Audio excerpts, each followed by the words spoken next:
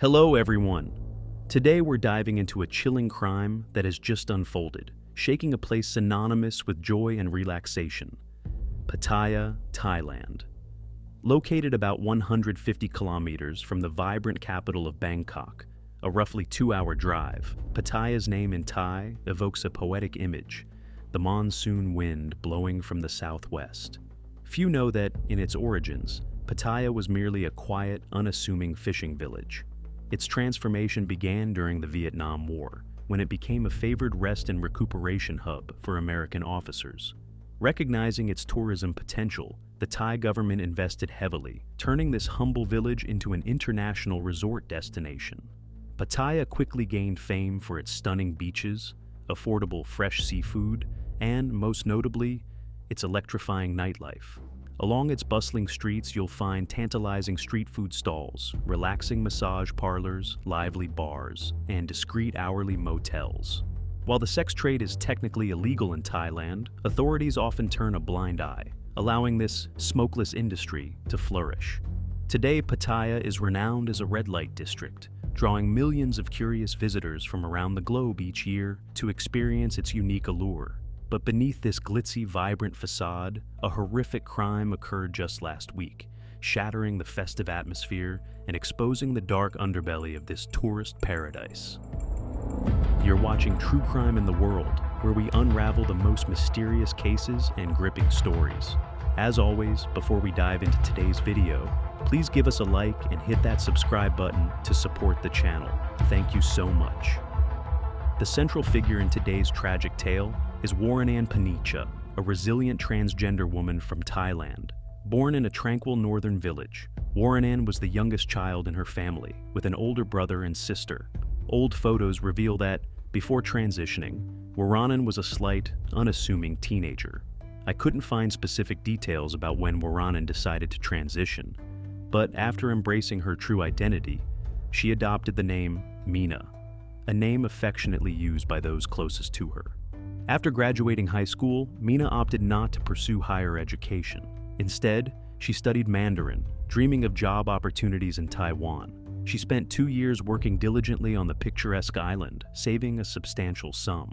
Upon returning to Thailand, Mina took up work in Pattaya, jobs that, given the city's reputation, you can likely imagine. To enhance her confidence and beauty, Mina underwent multiple cosmetic surgeries. She visited a Bangkok hospital at least 3 or 4 times, with her most recent procedure in January 2025. Mina's striking appearance earned her admiration from clients. Through relentless hard work, she saved at least 10,000 baht monthly, approximately $280.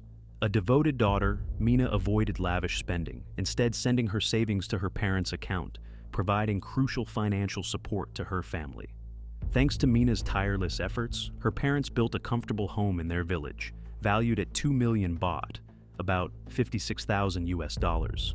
To her family and friends, Mina was kind-hearted, approachable, gentle, and polite. She cherished her family deeply, often sharing her dreams of saving enough to take them on trips to beautiful destinations like China and Europe. Tragically, no one could have foreseen that. Just after celebrating a joyful Songkran festival with her family in mid-April, a mere 10 days later, Mina would fall victim to a gruesome massacre that extinguished her dreams and hopes. On April 26, 2025, Pattaya police received an urgent call reporting the discovery of human body parts in a rented apartment in this coastal city. Officers rushed to room 201 on the second floor of the apartment complex. Though the room appeared clean and orderly at first glance, stepping into the bathroom revealed a horrifying scene, a nightmare that would likely haunt the officers for life. A person had been brutally dismembered. Through the testimony of a 61-year-old hotel cleaner who reported the crime, police gathered critical initial details. She recounted that between 1 and 2 a.m. on April 26th, while working on the first floor, she heard loud noises from above, followed by sounds of a struggle and a woman's desperate cries for help. Her instincts told her something was wrong, but fear held her back. She briefly considered calling the police, but hesitated, convincing herself it was just a lover's quarrel that would resolve itself. When the noises upstairs fell silent, the cleaner drifted into an uneasy sleep. Upon waking in the morning, still gripped by unease, She decided to report the incident to the hotel manager. When she and the manager opened room 201 under the pretense of a cleaning check, the ghastly scene in the bathroom left them both in shock. By reviewing the guest registry, police quickly identified the room's renter as Fu Tongyuan, a Chinese tourist. He had checked in the previous day, April 25th, paying 3,600 baht, about $100 for a 6-night stay. Fu Tongyuan, born in 1983 and now 42, hails from Hubei province and works as a welder with no prior criminal record. Immigration records show this was his 4th visit to Thailand. His first trip was with a tour group, but subsequent visits were solo, suggesting familiarity with Pattaya. Notably, he chose the same hotel for this stay as he had during previous visits. Security footage from the hotel captured Fu Tongyuan leaving the premises hours before the body was discovered, carrying a large backpack and a black plastic bag. His whereabouts afterward remain unclear for now. Recognizing Fu Tongyuan as the prime suspect and the risk of his fleeing Thailand, Pattaya police swiftly entered his details into their system and issued a nationwide manhunt. This straightforward yet effective measure paid off almost immediately. Just hours later, at 1:45 p.m. that same day, good news arrived from Suvarnabhumi International Airport. Fu Tongyuan attempted to pass through an automated security gate, but the police warrant triggered an alert. Visible scratches on his face further drew the attention of airport security, leading to his apprehension. Pattaya officers promptly arrived to escort him back to the station for interrogation. A swarm of reporters from various outlets gathered at the airport, cameras trained on the suspect. Facing a barrage of questions in Chinese and English, Fu Tongyuan remained silent, head bowed, offering no response. After completing necessary paperwork, police began interrogating him with the aid of an interpreter. On April 27, 2025, Fu Tongyuan, dressed in a discreet pink outfit, was escorted by heavily armed police to 4 key locations to reenact his crime. These locations were, first, the bus terminal where he arrived in Pattaya; second, a 20 baht fixed-price shop where he purchased the tools used in the crime; third, the beach near South Pattaya's walking street, where he first met the victim, Mina; and finally, room 201 of the hotel, the site of the horrific crime. While following news coverage of the case, I wondered why Fu Tongyuan was made to wear a motorcycle helmet during the escort. The answer soon became clear. Overwhelmed by grief and rage, Mina's father could no longer contain himself. He suddenly rushed forward, striking Fu Tongyuan's head with a soda bottle. The helmet protected the suspect from injury, but the force of the swing caused the father to lose his balance and fall to the ground. During interrogation, Fu Tongyuan confessed that he had arrived in Thailand by plane 3 days before the crime, on April 23, 2025. 2 days later, on April 25th, at 11:30 a.m., according to the timestamp on the hotel's exterior surveillance camera, which was 45 minutes behind, making the actual time 12:15 p.m.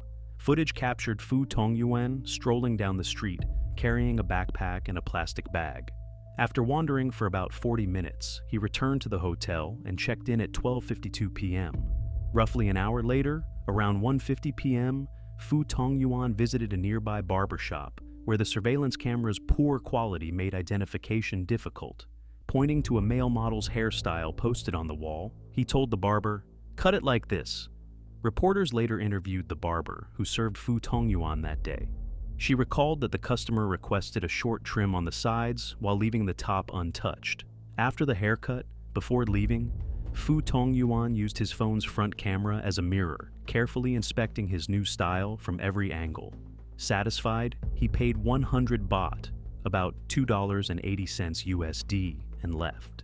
The barber also shared with reporters that she was familiar with Mina, the striking transgender woman. Mina and a few other girls frequently appeared in the area. A friend of Mina's, speaking to the barber after the crime, revealed that Fu Tongyuan had initially contacted another girl online, agreeing on a price of 5,000 baht, approximately $140 US. However, when he saw the girl's appearance via a video call, he was dissatisfied, noting a stark difference between her photos and reality. The girl promptly refunded the 5,000 baht he had paid up front. In hindsight, she was extraordinarily fortunate to escape tragedy. Leaving the barbershop, Fu Tongyuan returned to the hotel via a motorcycle taxi. He then visited a massage parlor next door, inquiring about beautiful girls. The female employee seemed to grasp his intent immediately, suggesting he try his luck in the nearby area. During their brief exchange, Fu Tongyuan occasionally glanced inside the parlor, perhaps contemplating a traditional Thai massage. Reporters also interviewed a small shop owner near Pattaya Beach, where Mina often spent time. The owner recalled seeing Mina and Fu Tongyuan talking on the afternoon of April 25th. As mentioned earlier, Mina had worked in Taiwan and was fluent in Mandarin, allowing seamless communication with Fu Tongyuan. The shop owner noted that Mina typically strolled the beach with 3 or 4 friends, primarily to attract tourists. Slender young women like Mina were particularly popular with visitors from Asian countries. During their conversation that afternoon, Mina and Fu Tongyuan showed no signs of conflict. After exchanging contact information, Fu Tongyuan left the beach. Based on this, police deduced that the two connected via WeChat at the beach, agreeing on a price of 8,000 baht, about 224 USD, for services at the hotel room, scheduled for later that night.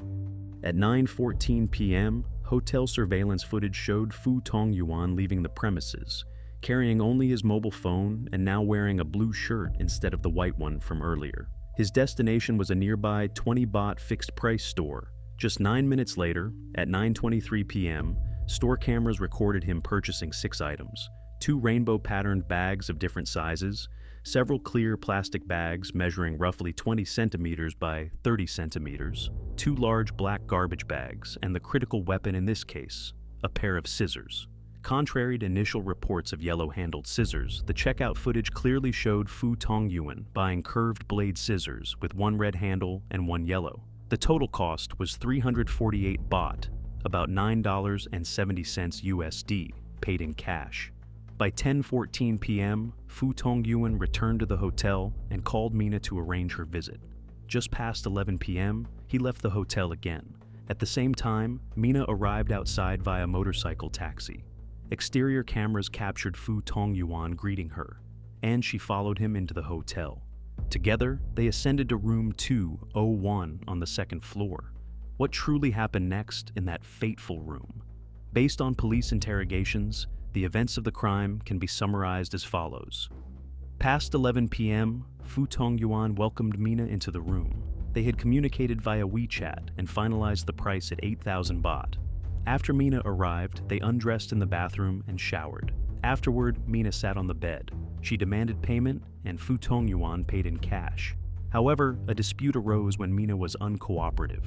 During a struggle, she pushed Fu Tongyuan to the ground. A physical altercation ensued. Fu Tongyuan claimed he demanded half the money back and told her she could leave, but she refused. He said he felt cornered and attempted to force himself on her, which she fiercely resisted. In a fit of rage, Fu Tongyuan strangled Mina and struck her head with his elbow. When he realized she was no longer breathing, he dragged her body to the bathroom, using both hands. He cleaned blood from himself and her body, then used a wet bedsheet to wipe blood from the floor. Using the scissors, he cut into the victim from her lower abdomen to near her throat. He removed her heart and placed it on her body. He also extracted 2 silicone implants, placing one on her left side and the other on her right. After the act, Fu Tongyuan washed blood from his hands, rested, and slept on the bed. He claimed that removing the heart and implants was an impulsive act, inspired by movies and driven by curiosity.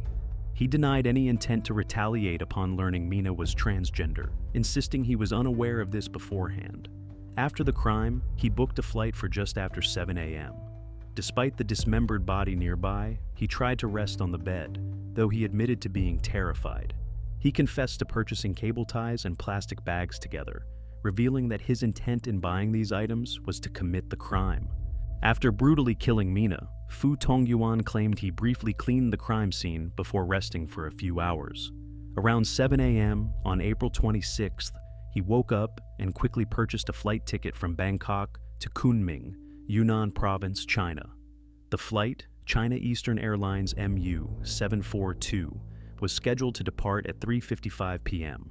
and land in Kunming at 7:25 p.m. that same day.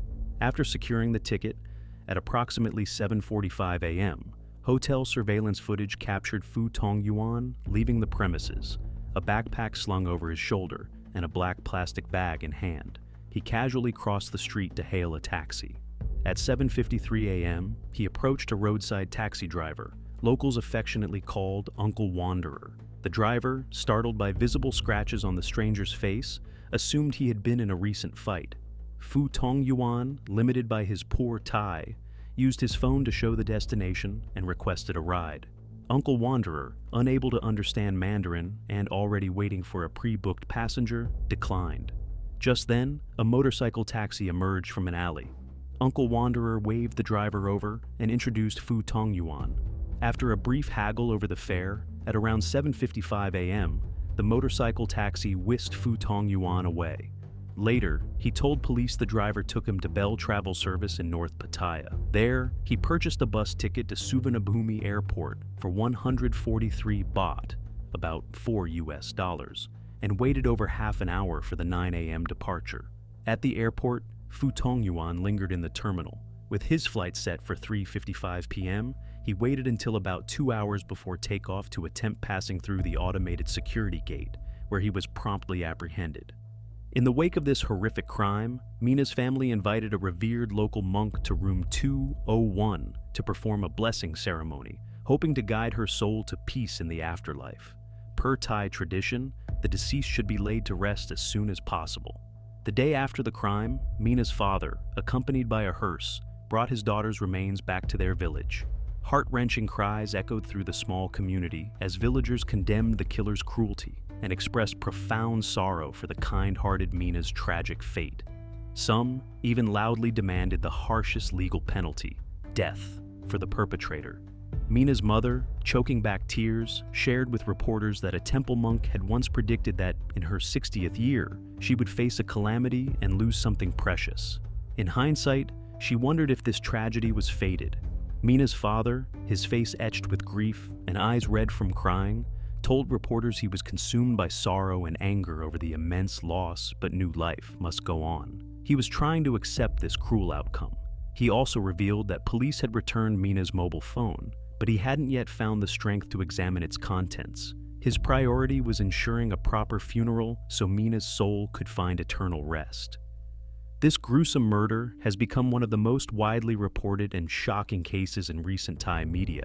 Some criticism has been directed at the hotel cleaner, with claims that had she acted decisively and called police that night, Mina might have survived.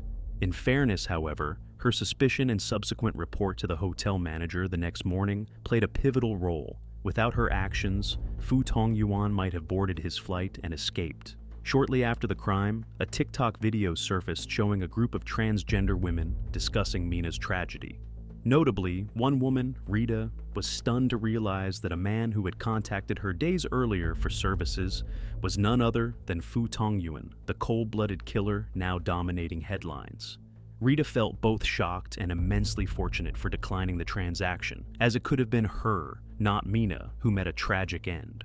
The authenticity of Fu Tongyuan's alleged contact with Rita and the video's veracity, whether factual or a ploy for views, remains unconfirmed by authorities. I urge everyone to approach such information critically and cautiously. Regarding Fu Tongyuan's true motive for killing Mina, social media is rife with speculation. He claimed to police that during their transaction, Mina abruptly refused to continue, prompting him to demand a partial refund. When she refused, a physical altercation erupted, leading to the murder. However, based on available evidence, his account appears to be a blatant fabrication. First, Mina arrived at the hotel around 11 p.m., but 2 hours earlier, at 9 p.m., Fu Tongyuan had purchased scissors, cable ties, and plastic bags at a store, a clear indication of premeditated violence. When pressed by police, he shamelessly argued that these items were for daily use, even claiming the scissors were for self-defense. This absurd excuse is laughable. Who buys scissors for protection? Second, he stated at the scene that Mina had showered and lay on the bed. If she truly refused the service, would she have gone through those actions? A more plausible theory, based on the evidence, is that Fu Tongyuan initially didn't realize Mina was transgender. After she showered, he discovered this and attempted to back out of the transaction. Mina's refusal sparked a heated argument. While his purchase of crime tools suggests premeditation, other evidence indicates he may not have been fully committed to such a heinous act upon arriving in Thailand. First, he applied for a Thai tourist visa, TR type, which allows multiple entries and exits over 5 years, with stays up to 180 days each. As a Chinese citizen, he could have entered Thailand visa-free for 30 days. Applying for a long-term visa suggests he genuinely enjoyed Thailand and considered extended stays. If his sole intent was a depraved thrill killing, a 30-day visa-free entry would have sufficed. No need for a complex visa. Second, he bought his flight ticket after killing Mina. Had he meticulously planned the crime, he likely would have secured a ticket in advance and fled immediately. His last-minute booking indicates either a lack of foresight, believing he wouldn't be caught so quickly, or that the murder was a spontaneous act. A central mystery in this case is the whereabouts of Mina's left lung. Official autopsy reports remain unpublished, but while her right lung was intact, her left lung was missing from the crime scene. This detail leaked to the media before Fu Tongyuan was brought to identify the scene. Police specifically asked Fu Tongyuan whether, beyond the silicone implants and heart, he removed any other organs. He insisted, only those things.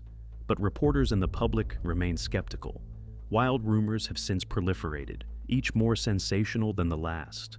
Some claim Fu Tongyuan admitted his crime was inspired by films and TV shows, leading to speculation that he knew of the infamous Jack the Ripper case or had watched horror classics like The Silence of the Lambs. Given that he disemboweled the victim, many believe he may have emulated Dr. Hannibal Lecter and consumed Mina's left lung. Others point to surveillance footage showing Fu Tongyuan carrying a black bag when leaving the hotel for the airport, suspecting the lung was inside. Some even allege he was involved in organ trafficking, selling the lung on Thailand's black market. A widely circulated image of black market organ prices claims a human lung can fetch over 9 million baht, about 252,000 USD, surpassing the value of livers, kidneys, or eyes. Amid growing speculation, Thai police issued an official response regarding the missing lung. They confirmed that no human organs were found in Fu Tongyuan's backpack when he left for the airport. It contained only 2 bottles of mineral water, some clothes, personal items, Mina's phone, and approximately 80,000 baht, about 2,240 USD, in cash, far from the rumored 9 million baht. Given his 6-day hotel booking, this amount aligns with typical travel expenses. Police firmly stated that the case has no connection to organ trafficking. The investigation is ongoing, and official autopsy results will take over a month to release. They urge the public to avoid baseless speculation that could incite panic. But with a case as perplexing and filled with inexplicable details as this, can people truly refrain from theorizing? What's your take on this horrific murder? What was Fu Tongyuan's real purpose in coming to Thailand? Was his act a spur-of-the-moment outburst, or a carefully orchestrated plan? Share your thoughts in the comments below, and let's discuss. Before you go, don't forget to like, subscribe, and hit the notification bell to stay updated on our next gripping cases at True Crime in the World.